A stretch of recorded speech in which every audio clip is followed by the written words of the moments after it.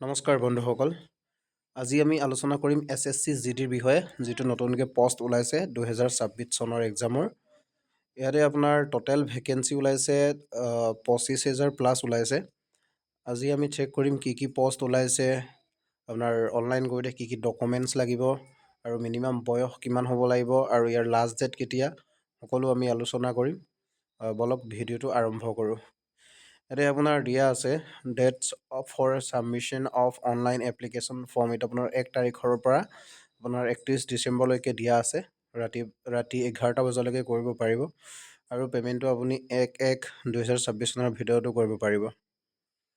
আৰু ইয়াতে আপোনাৰ কাৰেকশ্যনৰ কাৰণে উইণ্ড' অ'পেন হ'ব 8/1/2026 পৰা 10/1/2026 ৰাতি 11টা বজালৈ।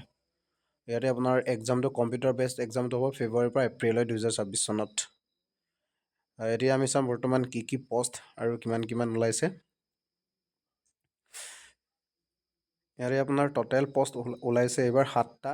প্ৰথম হৈছে BSF আৰু CISF, CRPF আৰু SSB, ITBP, আছাম ৰাইফলছ আৰু আপোনাৰ SSF।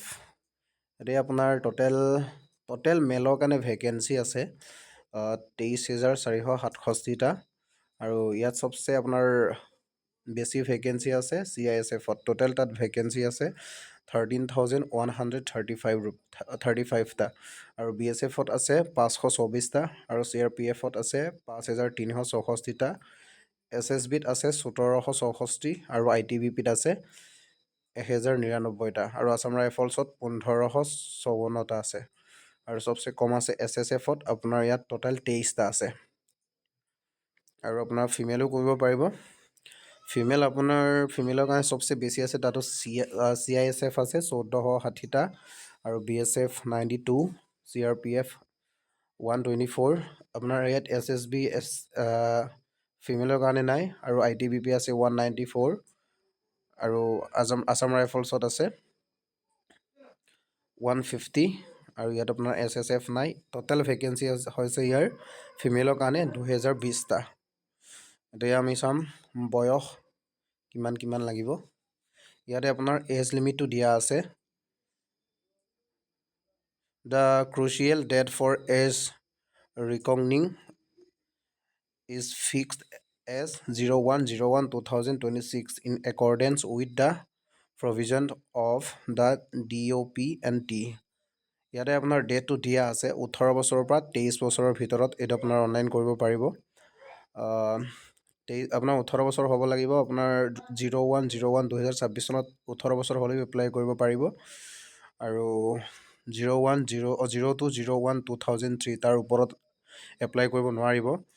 আৰু ইয়াতে আপোনাৰ দিয়া আছে SC ST কাৰণে আপোনাৰ 5 বছৰ, অৰ্থাৎ আপুনি 28 বছৰলৈকে কৰিব পাৰিব আৰু OBC কাৰণে 3 বছৰ আৰু এক্স ছাৰ্ভিচমেনৰ কাৰণে 3 বছৰ দিয়া আছে। আৰু আপোনাৰ অনলাইন কৰিবৰ কাৰণে ডকুমেণ্টছবিলাক লাগিব।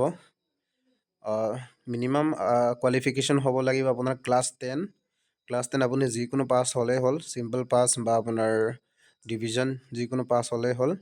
ইয়াত আপোনাৰ কোনো পাৰ্চেণ্টেজৰ দৰকাৰ নাই। লগতে